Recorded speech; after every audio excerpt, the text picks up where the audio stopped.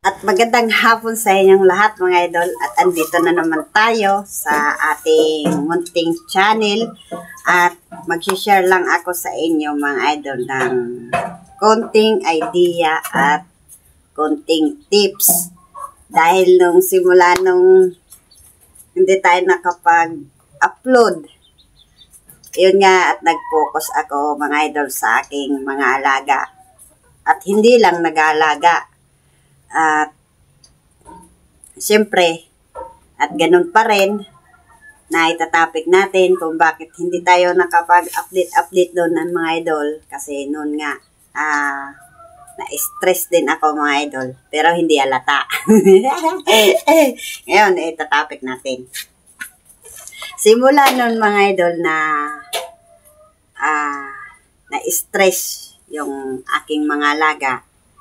Dahil nung unang ilang taon din ako nakapag-focus din doon sa deworm. At kailangan pala mga idol, at tayo ay hindi lang dapat tayo mag-focus sa isa lang na gamot. Kailangan din dapat iba-iba. At para hindi ma-immune yung ating bulate sa ating mga alaga, dyan sa katawan at dyan sa bituka. At kung bakit naman talaga mga idol at kailangan natin na hindi mag-focus. Kasi yung bulate parang na-immune na sila doon sa deworm. Kaya iwas tayo sa pag-immune ng pagdi-deworm. At ang ginamit ko noon mga idol, mayroon kasi tinatawag na keepworm and roundworm. Ayun ang sinasabi ni Piago sa akin. Kaya, nang simula nun na stress yung aking mga manok at hindi gumanda yung katawan at kung ano-ano na yung binibigay ko. Kasi yung lagi kong sinisisi ay yung bakuna. Kung bakit mga idol at hindi dumadalo yung bakuna dun sa katawan ng ating alaga. At dala din niya ng stress at dun bulate. Pag hindi natin yan napuksa mga idol, ang imposible niyan, mag-a-abroad yung ating alaga. At alam nyo ba mga idol, kung bakit na stress at kung bakit tayo hindi lang magpo-focus? Kasi yung bulate, kumbaga sa parang kinayan lang nila yung deworm. Kaya nung simula nung nagpalit ako mga idol, ang ginamit ko yung astig. Simula nung ginamit yan mga idol, at meron lumabas na bulate sa katawan ng ating alaga. Ibig sabihin, nababawasan ng konti. Nung simula nung gumamit akong Vermix Forte, at yun, may lumabas na rin. At hindi din talaga ako nag-focus yan mga idol. At ngayon naman ay, pag nag-order naman akong bago at napakaganda niyang gamot, yung tinatawag na Raptor. At simula nung pag ngayon ay dumating, yan na naman yung ititik ko sa aking alaga. Kung bakit natin pabago-bago natin gamitin at magbago tayo ng deworming. Kumbaga mga idol, kinakaya-kaya lang ng bulate yung binibigay natin na deworming. Ang ibig sabihin niyan mga idol, pag hindi natin napuksa yung bulate sa butukan ng ating alaga, at yan ay mga idol, nangingitlog yan sa bitukan ng ating alaga. Kahit na mapuksa natin yung keepworm, meron pa rin yan yung roundworm dyan sa bituka.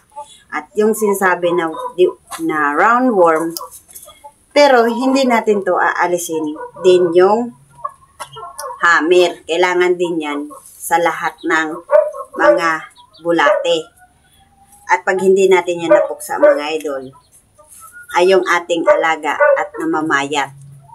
At yun ay nakikinabang sa binibigay natin na patoka at vitamins. At pag wala na yan nakakain dyan sa bituka, ang ang inaatake na nila ay yung bituka ng ating alaga. Diyan na nagkakaroon na nangangayayat at walang ganang kumain at walang ganang kumilos at magkayas-kayas dahil dyan mga idol sa bulate. At pag nag-deworm din tayo mga idol, kailangan din natin na magpaligo. Kasi kailangan din natin niya magpaligo dahil nandyan din yung kuto. At isa rin yan sa kanila sa stress dahil yan yung kuto at nagsisipsip din yan ng dugo. At dyan din nagkakaroon ng ating mga alaga na anemic na tinatawag. Kaya napuputla, namumutla sila dahil yung kuto ay sumisipsip din ng dugo. Then dun din sila kumukuha ng pagkain na kinakain nila. Kaya yun, nagbago din ako ng wash out, hindi na yung wash out. Ang ginamit ko dati yung yellow na yung plastic na kalimutan ko mga idol. At yun, simula nun mga idol at hindi ako nakapag-video dahil nung nakarecover na yung aking alaga. Kasi titignan ko kung bakit hinahawakan ko lagi yung aking alaga, titingnan ko kung bakit hindi pa rin gumaganda yung katawan. Dahil yung pala yung kaso, yung bulate, ayun yung umaatake sa kanilang bituka. Kaya yun, at nag-deworm ako, October 20, siyempre bibilangin din natin yan 20, kung ilan din yan na araw. At sa pagbilang din natin, doon din tayo magdi-deworm para talagang mapuksa natin yung bulate sa katawan ng ating alaga. Kung gusto natin silang pagandahin, kahit na gusto natin pagandahin, bigyan natin sila ng tamang patuka at tamang vitamina. Bigyan natin sila ng dog food or jacker oats at sila din ang nakikinabang, hindi yung ating mga alaga. Kaya ganun.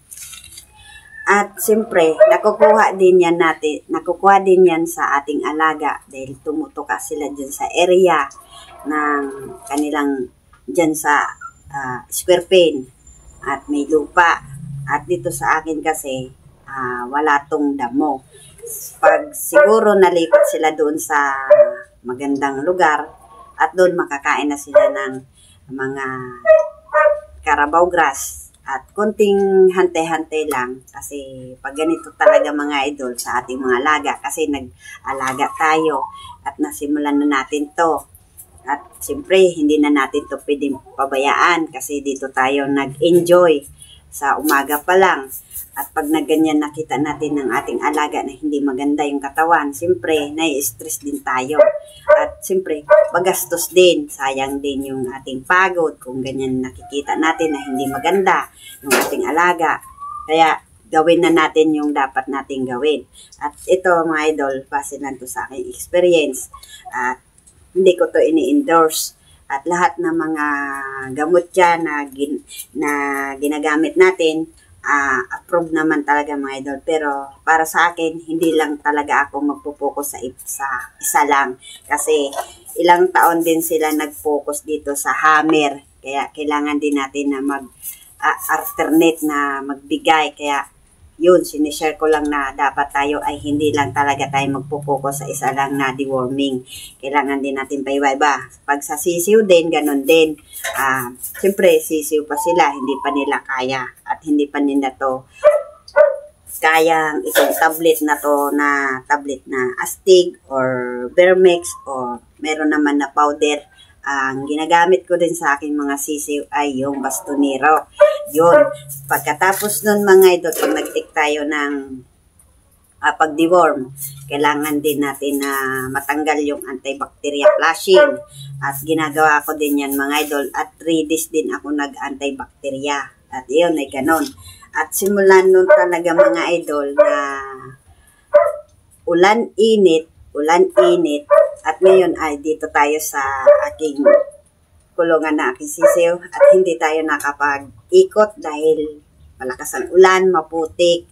At siyempre doon din sa kabila, di ba sabi ko sa next vlog ko na lang, At ngayon ay hindi tayo nakapag-ikot-ikot dahil meron din nagbibidyo baka maano din tayo. At ingat-ingat tayo kasi yun nga, kasi bago lang tayo dito sa pag-YouTube, dito kay Whitey. At sinishare ko lang kung paano ko asikasuhin yung aking alaga. At ganito lang mga idol, sa araw-araw, pag nagbibideo ako, nagbibigay ako ng patuka at nilalagay ko lang yung aking cellphone dyan, isa-isa, at yun ay mahaba. At ganun rin, at hindi rin tayo marunong na mag-upload, tamang upload lang tayo. At ganun lang yung mga idol. At sinishare ko lang yung aking mga experience dito sa pagmamanok kasi itong aking mga alaga ay hindi lang 50 piraso, 100 pieces. Mahigit yung aking inalagaan at meron din doon na 2 breedingan sa santol at avocado at dito din. At nung nag-video ako doon sa aking pinakita doon sa inyo na pikom, ang ganda ng katawan at makintab yung balahibo at dahil yon mga idol sa ginagamit kong iba't iba din na vitamins kaya sila ay makikintab at ganun lang mga idol. Nagtitik din ako ng B12 para gumanda yung katawan. At ngayon mga idol, at naka-recover na sila at konting-konti na lang para sigurado tayo na malusog sila. At yun ay pag dumating na naman yung aking order na Raptor at yun na naman yung aking gagamitin para hindi ma-immune yung sakit yung bulati sa ating mga alaga at sandali lang. At may dumaan kasi mga idol na pusa kaya nagkat tayo at ayan ay ayusin natin yung aking mic para marinig nyo yung yung salita ko. At excuse me lang.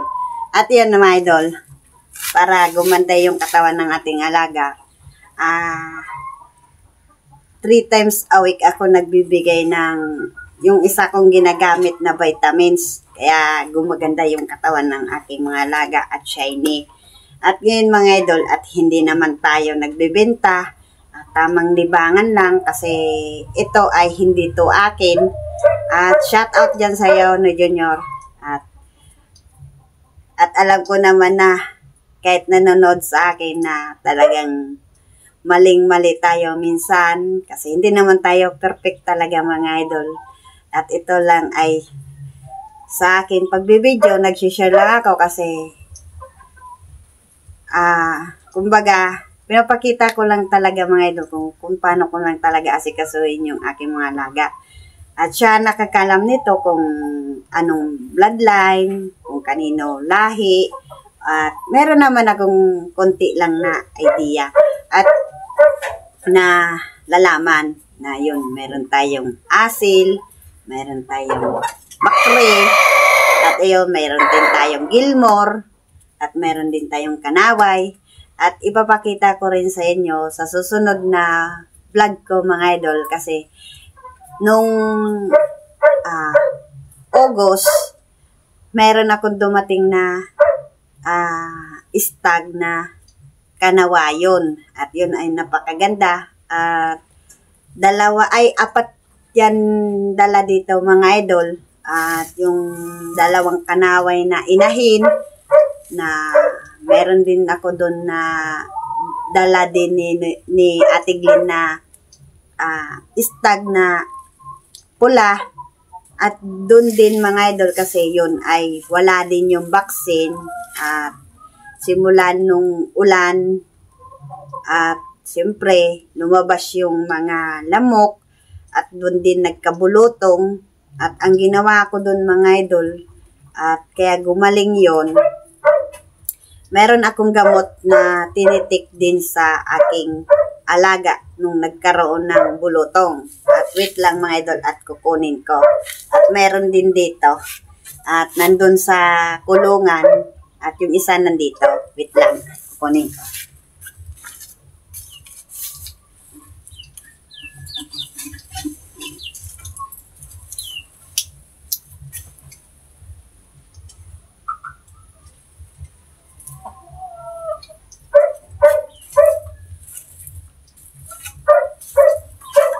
At ito kinuha ko mga idol.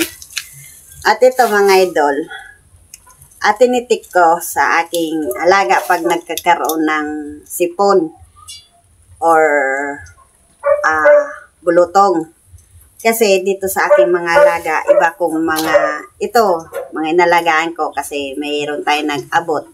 May dumating, Bicol na tayo, may dumating. 4, yung isang inahin na kanawayon, mali naman tayo. Yung kanawayon, yung isa nag-abroad dahil pabago-bago dito yung klima sa amin, hindi nakayanan. Yung isa, masaklap yung nangyari. May bulutong na at may sipon pa. At pikit din yung kanyang mata. Ayun, ay wala din yung vaccine. Ang ginawa ko nun mga idol, nung gumaling siya, at yun, nandun sa kawayan, magaling na talaga mga idol. At ipapakita ko sa inyo. Andito yung aking kanawayong. Kaso hindi ko na-vlog nung nagkaroon siya ng bulutong. At ito At ito. And lalabas yan. Yan yung kanaway. At hindi lumalabas. At tignan natin. Ayan di yan. At nakita nyo mga idol, piklat na lang sa kanan. Ayan. Muklat na yung, buka na yung mata niya. Ayan kita nyo, may piklat. At meron din natirang piklat. Tapos parang yung yung tinamaan na bulutong. Kaya ang ginawa ko niyan mga idol, umaga, bago ako magbigay ng patoka, malakas na naman ang ulan mga idol. At bago ako nagbigay ng patoka, atinik ko muna NF1. Itong NF1 mga idol, 7 days tong gamutan sa kanya. 7 days. Tapos pagkahapon naman, siyempre binibigay ko siya ng patoka. Nung una, hindi siya tumutuka mga idol. Akala ko nga mag-abroad. At pagka umaga, binigyan ko siya ng patoka, kunti lang, at tumutuka. At pikit nga yung kanyang kanan at hindi nakakadilat. At tapos, pagkahapon mga idol, meron tayong binibigay na gamot na pang bulutong. Ito yon. At napakabaho to mga idol. Ang pagbigay ko din ito, 7 days. At ayan, ay nakita nyo, okay na yung kanyang mata at wala nang bulutong. At simulan nung 7 days na pagbigay ko nun mga idol. At ayan, ganito din, ay nagtopic din tayo sa, siyempre nagtopic din tayo dito sa mga deworming. Itatopic din rin natin yung paano nagkaroon ng gamot ng ating pagbulutong ng ating malaga para meron din tayong idea na i-share din sa atin na kagaya natin na nagmamanok. Ito idol, pinagsabay ko to. Ito umaga, tapos ito hapon. At kita nyo mga idol, mga 4 days, kita nyo, tutuklap yung bulutong, tapos nagda-dry siya, tapos mga 5 days, natutuklap, tapos meron din na natitirang yung piklat na talagang tinamaan siya ng bulutong. Ito lang yung mga idol Ito lang yung ginamit ko sa bulutong ng aking mga alaga kasi yun ay wala yung vaccine. At ito naman yung aking mga alaga kaya masasabi ko hindi na sila mahirap asikasuhin na simula nung naging vaccine sila. At ngayon mga idol, kung halimbawa, ngayon na November or December, pag yun yung nasa breedingan, na minilagay tayo doon na broodcat, pag yun ay nangitlog, at siyempre hindi ko na inaalisin. At kasi nakita ko na nagmamanada na yung aking broodcat doon, at yun ay magpapapisa na naman kami. At tapos, nag-usap-usap kami ni Junior sa, siyempre, mayroon din tayong messenger. At nag-usap-usap kami, nasabi niya, ako na lang daw yung magbabaksin pag nagkaroon na kami ng CCO. Kaya yon, abangan nyo na lang mga idol kung paano ako magbabaksin kasi nakita ko na rin yon si Kuya Go kung paano magbaksin. kung paano din mag inject din tayo ng vitamins, doon din tayo mag-i-inject doon sa pitcho.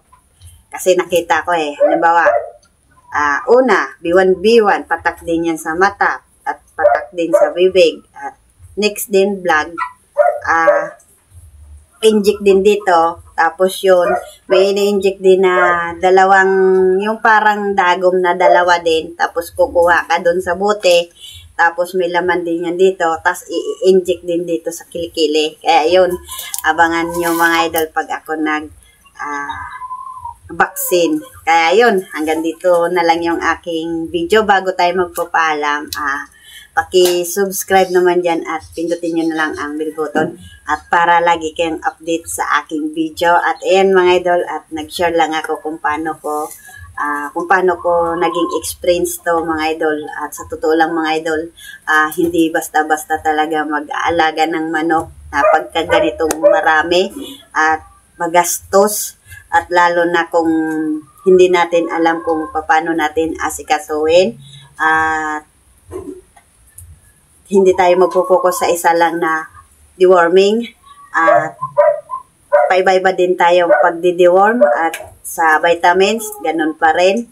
At ngayon ay okay naman sila at naka-recover na, at meron na rin akong natutunan kahit paano at sa ganitong lugar ko dito sa bakura namin. At lagi lang tayo mag-spray ng mga dyan sa inaapakan nila para hindi bumaho yung kanilang area, at doon lang, at hindi rin tayo focus sa isa rin na gamot na pang-spray. Dapat iba-iba para yung bakterya ay hindi ma-immune doon sa gamot. Kaya yun lang mga idol, at ito lang yung may share ko, at bye-bye!